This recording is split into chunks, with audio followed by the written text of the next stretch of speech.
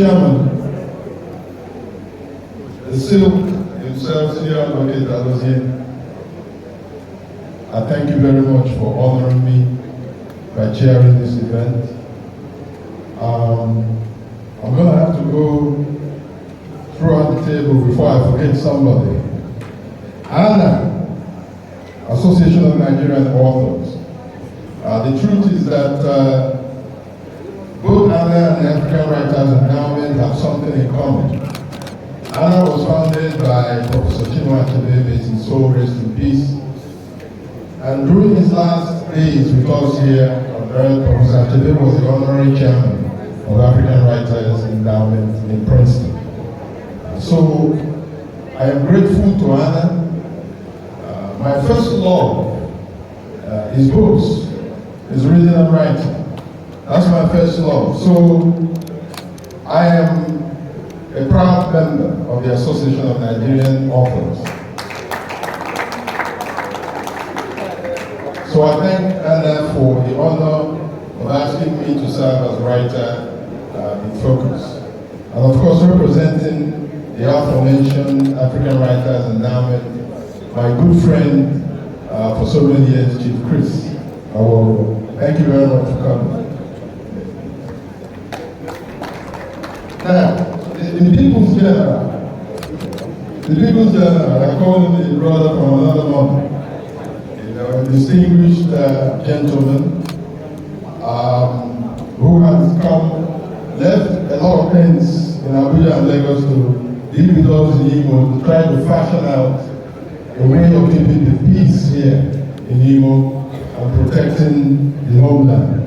Sir, I thank you very much for coming. Chief Ugorji O, I want him to wait so that I can thank him. What he did today was beyond my expectation. And those of you who know me, with respect to books, know that for me it's not about the money. It's about the sharing of knowledge, the living of legacies. But it sure feels good when a brother thinks that your work is worth millions. So my dear brother, Chief Ugorji O, I want to thank you very much. Not just for being here, but for the economic statement you made regarding this body of work. I appreciate your comments, sir. Our Honorable Commissioner for Culture and Creative Arts, my brother,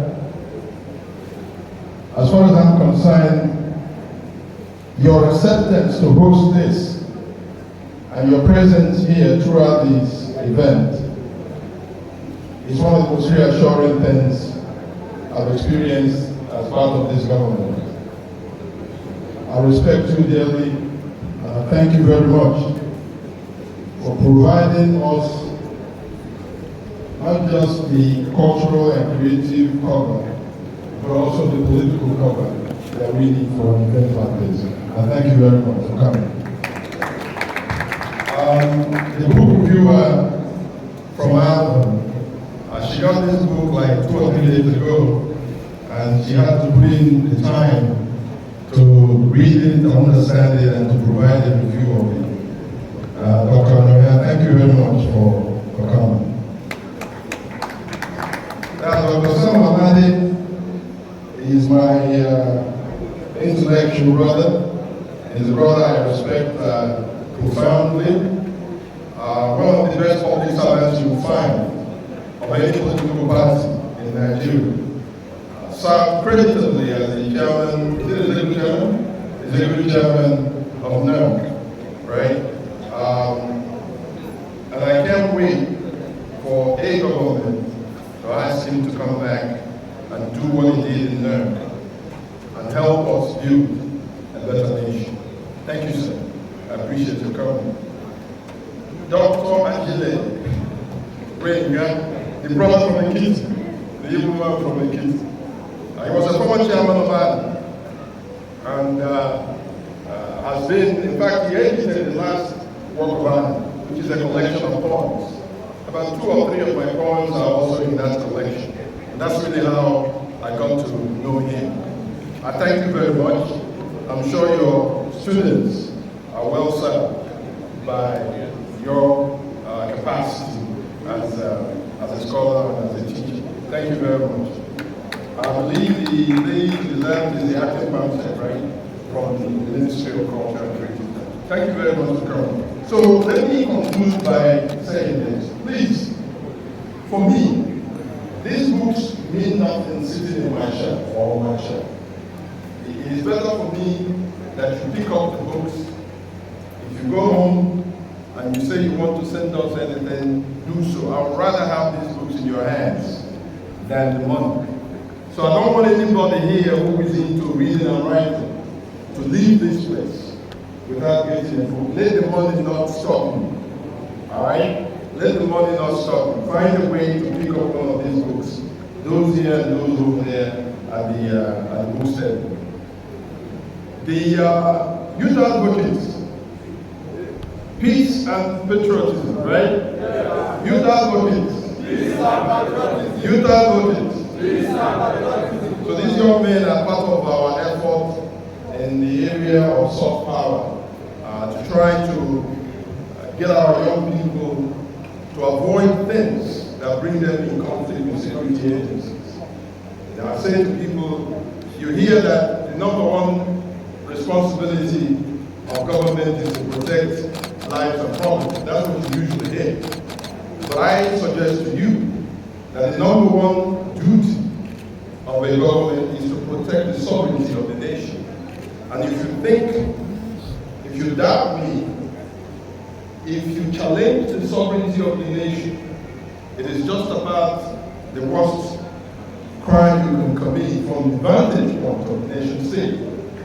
And so when you have a conflict between your life and you're challenging the sovereignty of the nation, then the nation always is going to choose to defend its sovereignty, even if it means taking a life. Because that's international law allows nation states to protect their sovereignty by any means necessary, especially by any means legal. I say that to say that agitation is necessary in a democracy. In a multi-ethnic and multi-religious nation such as ours, it is necessary for groups to organize themselves and agitate for individual rights and for group rights. So it's necessary. There's nothing wrong with agitation. It is how you go about it and what kind of agitation you get yourself involved in that brings you in conflict with the security agencies. And they define terrorism as a non-state actor using violence or the threat of violence in pursuit of political goals. That's the definition of terrorism. And so if you know any of our brothers and sisters who are pursuing political goals using violence or the threat of violence, I ask you to help us dissuade them from that course. It is not, we'd rather have them alive. And I do think the genuine agitation for equality, equity, freedom, and liberty can be accomplished without resorting to violence. It may take more time. It may take some time. The African Americans languished in slavery for over 400 years, but they kept at fighting for that freedom. And today they are full citizens of America to the point where an African son named Barack Obama eventually attained the highest political position in all of America as president of the United States. So I say thank you to all of you who have gathered here to honor me and to honor Anna and to honor the African writers endowment. I want to be invited to another one of these for some other writer as soon as possible, because as I said, books are my number one love and passion. To the staff of the Ministry of Homeland Security and Vigilante Affairs, I thank you for being on this innovative journey with me, because this is the first time that any government at any time had created a Homeland Security Ministry. And so what we are doing is truly pioneering work. And I'm confident that whoever is governor 10, 15, 20 years from now would want to retain this ministry because it is indeed the new frontier. As the general pointed out, as Dr. Amadi pointed out, terrorism and insurgency is global now. If it hasn't gone to your village, it will eventually. And so the better we get prepared to deal with those issues that give rise to violent agitation, the better off we'll be in managing the security challenges we face in the state. So finally, I want to thank my boss, Ugorji.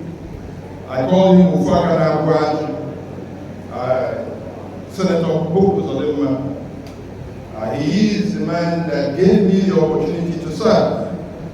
I suspect many of you are here or have come to know about me because of the opportunity that he gave me.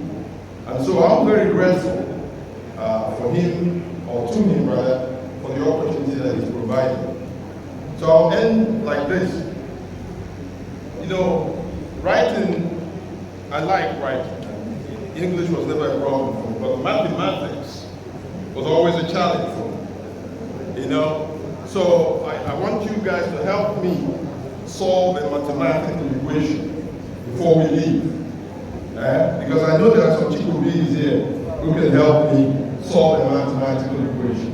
So here's the equation. 4 plus 4. 4 plus 4. Then that means on November 11th, we'll add another 4 years to the already completed 4 years of His Excellency Governor Ugorji O. Please join us in real Thank you very much.